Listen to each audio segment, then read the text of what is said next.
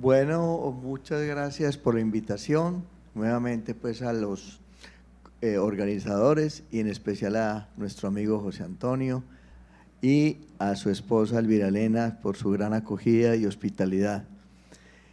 Bueno, es muy importante decirles que todo lo que se ha dicho en este simposio eh, dirigido a todos nuestros colegas y por supuesto a los que van a recibir las banderas de esta su especialidad, los médicos jóvenes que están aquí, y yo tengo una gran alegría y un buen sentimiento que se lo he expresado al doctor Padrón, al doctor Iván Baena y al doctor Luciano Ponte, que cuando yo me gradué y vine de París 7 del Hospital Bichat, les decíamos nosotros en Manizales, los tres mosqueteros. Ellos andaban siempre y eran los conferencistas de la época.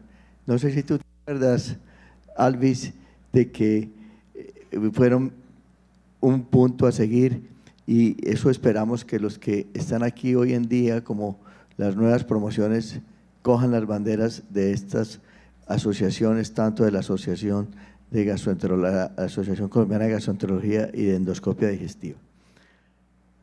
Bueno, muy bien. La enfermedad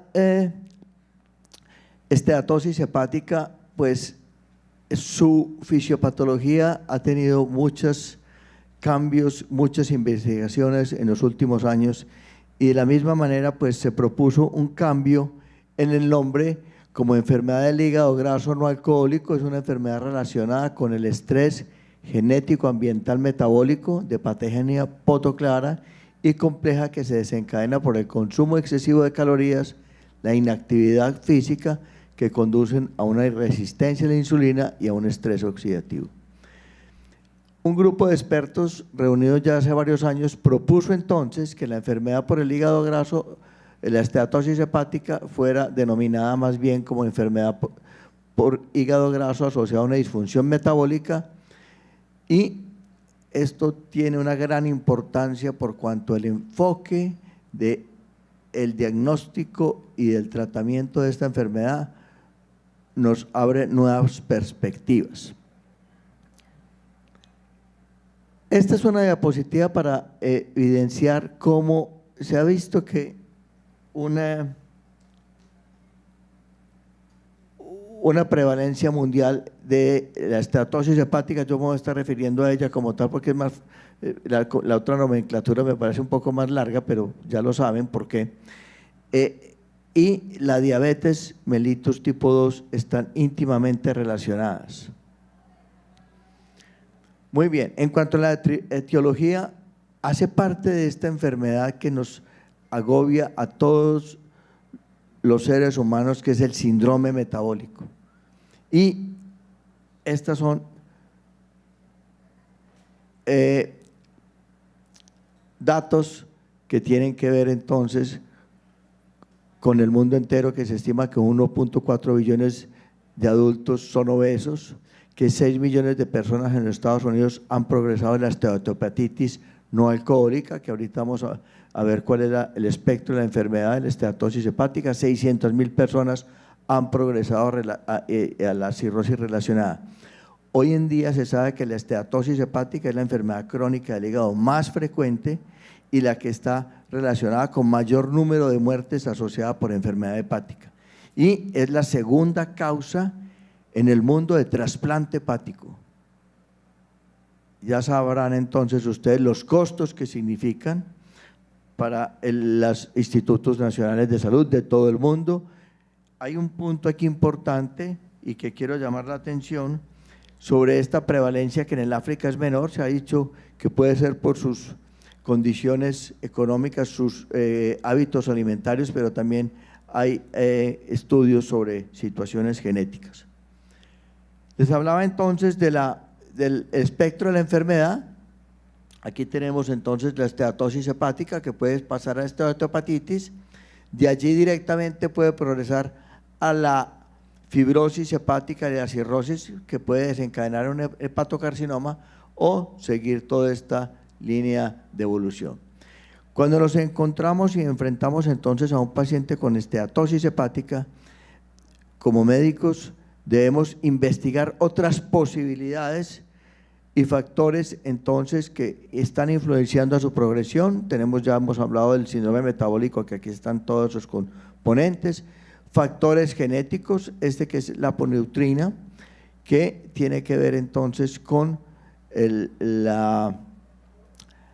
metabolismo de los ácidos grasos, que es el gen regulador de la glucosa a través de la citoexoquinasa en el hígado, y factores medioambientales, el consumo de la fructosa, que ya lo han mencionado aquí, el colesterol, el alcohol, y ahorita que decía el doctor Fernando que el café puede ser un elemento en la diarrea crónica, yo como del eje cafetero pues tengo que defender el café y nuestra economía, y se ha visto que el café puede mejorar el metabolismo de los lípidos y este otro gen, y por supuesto el ejercicio que vamos a ver ahorita como parte del tratamiento. Muy bien, entonces esta es la evolución del hígado sano. Un 25% de los pacientes en el mundo pueden desarrollar la esteatosis no alcohólica, que es este valoramiento de los hepatocitos. Un 20% pueden desarrollar la esteatohepatitis. Aquí vemos entonces, nos llaman la atención sobre el acúmulo o la infiltración por células inflamatorias o abombamiento de los hepatocitos. Un 5% de estos pacientes de la esteatosis hepática pueden regresar o pueden evolucionar entonces aquí a la fibrosis y más tarde a la cirrosis. Cuando nos enfrentamos a un paciente con esteatosis hepática es fundamental hablar sobre el consumo de alcohol, porque son dos enfermedades que, si bien son sinérgicas, son diferentes en su etiopatogenia, y desde el punto de vista de la histología puede que no se diferencien, pero sí son sinérgicas, y ya hay un acuerdo mundial sobre el consumo del alcohol, que es de 140 a 210 gramos de alcohol a la semana, o 30 gramos de alcohol diarios, que son 2 copas de vino, más de 2 copas de vino o 2 cervezas, o pues si son alcoholes de mayor concentración, pues un trago. Y ya nos llamaba la atención ayer el doctor Luciano sobre el consumo del alcohol: 280 gramos para los hombres o más de 40 gramos al día en los hombres. Es clave desde el punto de vista de la historia clínica preguntarle al paciente. A veces no es fácil, si van acompañados, a todos nos ha pasado: dígale, mi hijo, lo que usted no hace sino tomar trago. Dígale al doctor que usted lo que hace es tomar trago. Eso es cierto, a veces hay que tomarnos el tiempo, decirle a su acompañante o a quien acompaña al paciente que estamos en una consulta de investigación para curar la enfermedad, para hacer un enfoque holístico de la misma. Muy bien.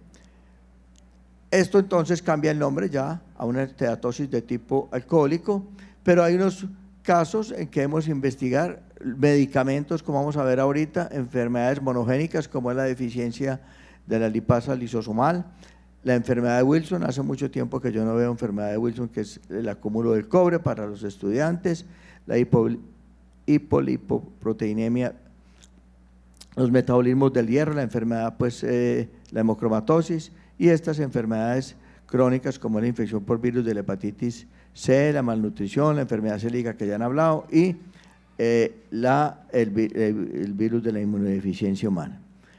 Esta es una patología, una fisiopatología de una propuesta hecha por el doctor Day y sus colaboradores, donde nos llaman la atención sobre que hay 2 pasos o 2 impactos sobre el hígado. Todo entonces empieza por una resistencia a la insulina asociada a la diabetes que ya hemos visto, a la dislipidemia, a la obesidad, síndrome metabólico, y a nivel del tejido graso hay una disminución de la adiponectina, hay una alteración de la hormona estimulante de los lípidos que hace que los triglicéridos desde el tejido adiposo vayan al hígado, aumentan los ácidos grasos libres, hay mayor acúmulo de triglicéridos en el hígado puede albergar de forma normal hasta el 5% de su peso normal. Ya cuando pasa ese porcentaje, ya estamos hablando de la esteatosis hepática.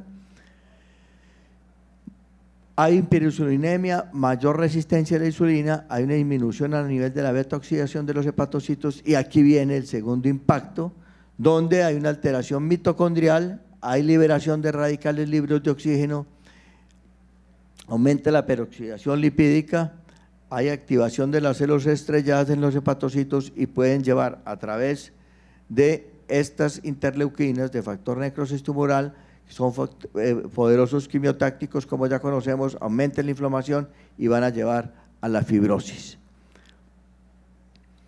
También hay una alteración a nivel de los hepatocitos adyacentes, y a través de los ligandos FES van a producir muertes fratricidas, o sea, de hepatocitos que estaban sanos. Resumimos entonces: resistencia a la insulina, alteración a nivel de los hábitos de nutrición, de las adipoquinas, aumentan la lipotoxicidad, la inmunidad innata, los receptores nucleares, la autofagia, y este tema que hemos hablado y que hemos escuchado en el día de ayer y de hoy de la microbiota. Hay gran investigación, parece que a nivel de la segunda porción del duodeno hay alteración de la microbiota, no está muy claro todavía cuáles son esas cepas, pero que favorecen entonces que se absorban más ácidos grasos, la parte epigenética que ya les mostré, y nuevamente más resistencia a la insulina. Muy bien. La mayoría de los pacientes que nos llegan a nosotros llegan asintomáticos desde el punto de vista hepático o clínico y llegan con una alteración de las enzimas hepáticas. Esta enfermedad entonces es una enfermedad silente que más tarde puede llegar a sus complicaciones, y otra cosa es cuando ya llega con cirrosis, hipertensión portal. La obesidad central es la manifestación más común en un 50% de los pacientes. Pueden tener alteraciones en la función hepática, como ya he mencionado, conservando este cociente de ALT sobre AST superior a 1, y en algunos casos puede haber ligera elevación de la gamma GT y la fosfatasa alcalina. Entonces, desde el punto de vista clínico, se ha visto que cualquiera de estos elementos que ponen en evidencia la irregulación metabólica, que es aumento de la circunferencia de la cintura, aumento de la presión arterial, de los triglicéridos, del colesterol HDL, disminución del colesterol HDL, niveles elevados de la resistencia, que nos hablan de la resistencia a la insulina, como es el aumento de la glucosa en ayunas, y puede haber una ligera elevación de la proteína C reactiva. Para el diagnóstico, entonces, tenemos que haya sobrepeso u obesidad, presencia de diabetes mellitus, y dos de los criterios de esos que acabamos de mencionar, de la disregulación metabólica. Vuelvo e insisto entonces, cuando estamos frente a un paciente con esteatosis hepática, nosotros en nuestro consultorio debemos descartar o investigar estas otras causas de esteatosis secundaria, los medicamentos que están aquí, y pueden ser muchos más: la desnutrición, la hemocromatosis, ya hemos hablado, enfermedad celíaca, las enfermedades de la gestación, como es el síndrome de Hess o el hígado graso agudo del embarazo, la infección crónica por la hepatitis C, la hepatitis autoinmune, la nutrición parenteral que todos los días usamos menos, la enfermedad de Wilson, el hipotiroidismo o el hipohipotitiroidismo, los defectos congénitos del metabolismo lipídico y la cirugía bariátrica. Este es un punto importante que debemos tener en cuenta de muchos pacientes que son sometidos a la cirugía bariátrica y luego llegan con hígado graso.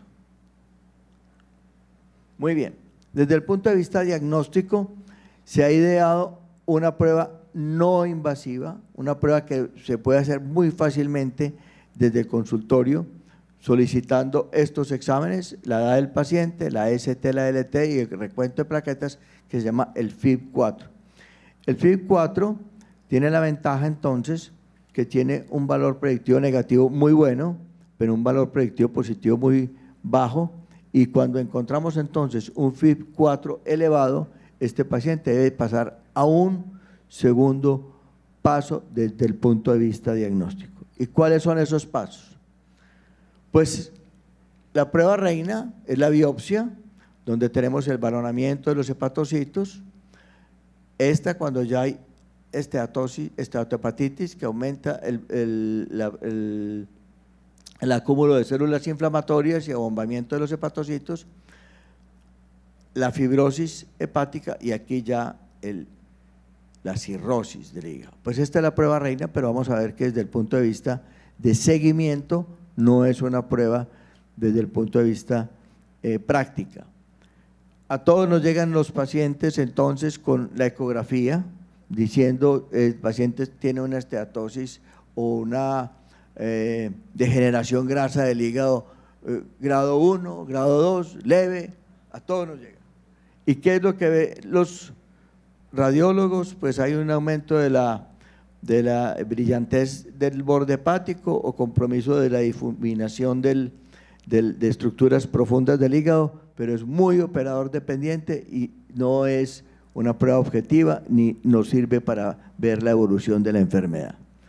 Por eso entonces hizo su aparición la elastografía, de la cual me voy a referir ahorita, y otra prueba de gran importancia es la resonancia magnética nuclear, con la ventaja de que puede evaluar mayor porcentaje del hígado, tanto el lóbulo derecho como el lóbulo izquierdo. La elastografía estática pues solamente evalúa el lóbulo derecho, y hay pruebas como es la espectroscopia por resonancia magnética por emisión de positrones, que es tal vez una de las pruebas más modernas que tenemos para evaluar la esteatosis hepática. Desde el punto de vista histológico, hay ya pues una clasificación de la esteatosis, grado 1, 2 y 3, esto es pues de los patólogos, la esteatohepatitis y la fibrosis. Sin embargo, aquí tengo esta tabla publicada en Hepatology ya hace varios años, donde hablan de cada uno de ellos, de las ventajas de la biopsia. Sin embargo, es poco útil para hacer el monitoreo de la enfermedad por sus complicaciones, por los riesgos y porque la mayoría de nuestros pacientes, creo que a todos nos ha pasado que llega una esteatosis hepática y queremos clasificarlas y uno le habla de una biopsia hepática y dice, pues ¿cómo así, doctor? Si yo vine aquí aliviado y me va a chuzar el hígado, como diría nuestro querido doctor Serpa, mamola. Nadie quiere someterse a una biopsia hepática si se está sintiendo bien y está asintomático y vienes con unas pruebas de hepáticas elevadas. Muy bien,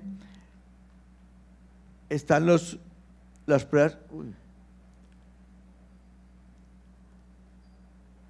El FIB4, que es no invasiva, tiene gran ventaja, tiene sus falsos positivos, como es la hemólisis, la inflamación, el síndrome de Gilbert, y tenemos la elastografía transitoria, de gran ventaja, reproductible, examina un volumen mayor del hígado, adecuada para detectar cirrosis.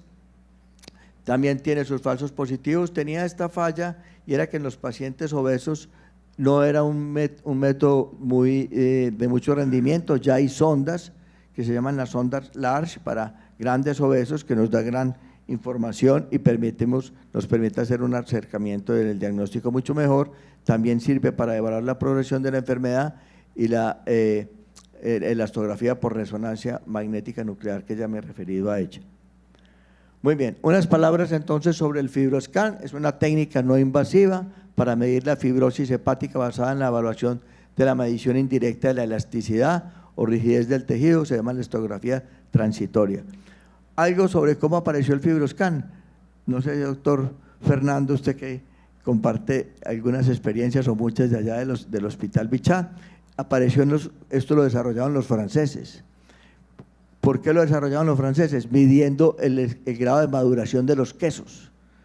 Entonces, ellos a través de unas ondas medían qué tan maduro estaba el queso de acuerdo a la rigidez y se mide en kilopascales, y ya luego esta técnica se pasó a la medicina para evaluar el grado de rigidez. Entonces, a través de una onda elástica de baja frecuencia, tiene un valor cuantitativo proporcional a la fibrosis hepática, se puede repetir, identifica en forma precoz los pacientes que pueden estar progresando a la cirrosis después de la elastosis y puede identificar las complicaciones.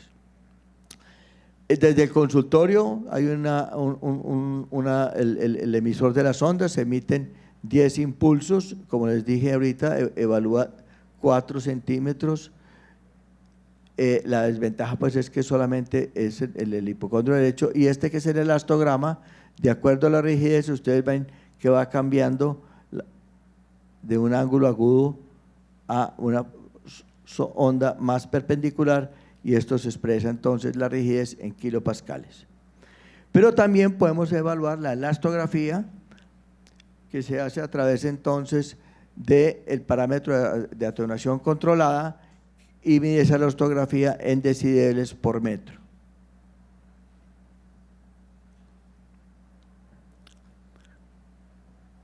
Cada tejido entonces tiene un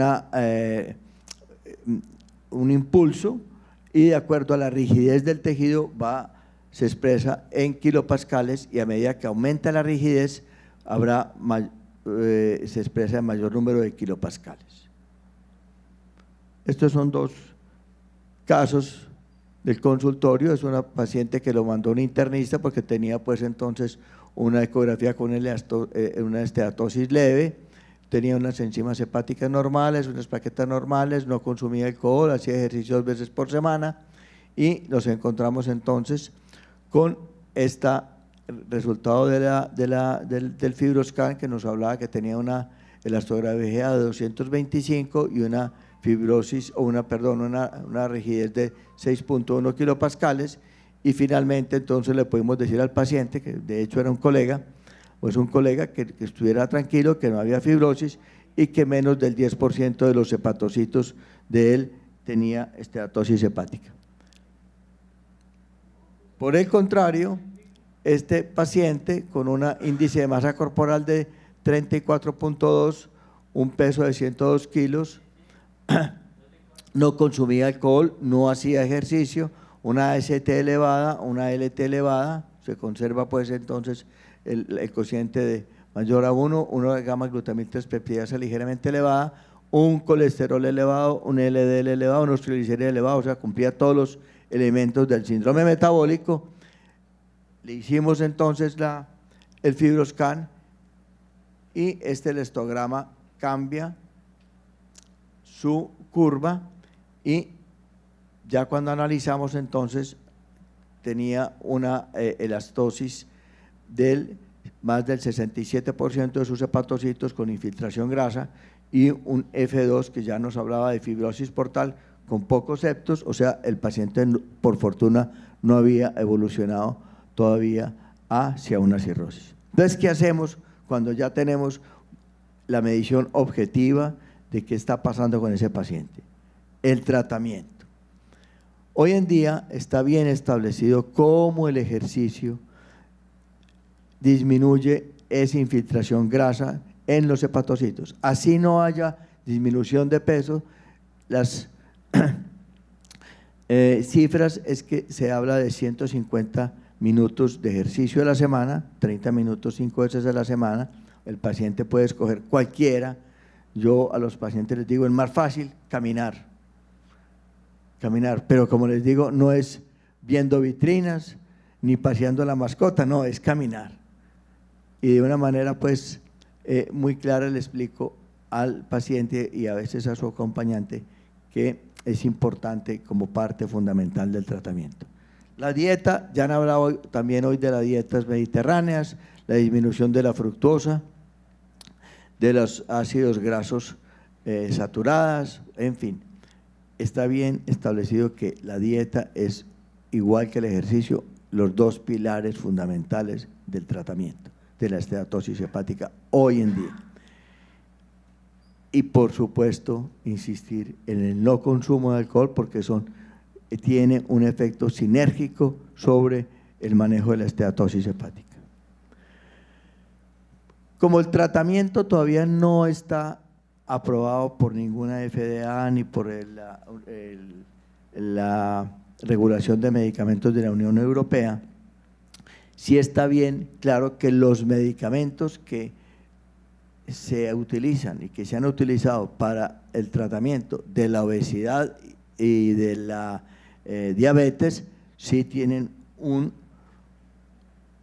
punto importante en cuanto al manejo de esas comorbilidades, la vitamina E, el pioglastone, la liraglutida, todos estos pues medicamentos que ya todos los conocemos como internistas o como gastroenterólogos en el manejo de la diabetes, son de gran ayuda en el manejo de la comorbilidad, pero no pues de la esteatosis como tal. Muy bien, para llevar a casa, entonces la persona que tiene contacto con ese paciente puede ser el proveedor de la salud primaria, pueden hacerle entonces el FIB-4 y con ese paciente, con ese resultado, mirar a ver cuál es el paso a seguir. Control de peso, fundamental. La nutricionista para mejorar sus estilos de vida, el ejercicio, las dietas, el apoyo psicológico, todo lo que han hablado esta mañana de los manejos multidisciplinario e interdisciplinario de los pacientes. Si hay mucho compromiso desde el punto de vista cardiovascular, el manejo de los lípidos, y nosotros como gastroenterólogos entonces estratificar el riesgo, descartar las enfermedades asociadas y motivar al paciente entonces y a su familia del manejo íntegro de la enfermedad. En el futuro, ¿qué tenemos? El ácido ticólico, que es un agonista fersenoide X y que está relacionado con el metabolismo de los ácidos biliares, se ha utilizado a razón de 25 miligramos día y parece que disminuye la esteatosis y pudiera prevenir la fibrosis hepática.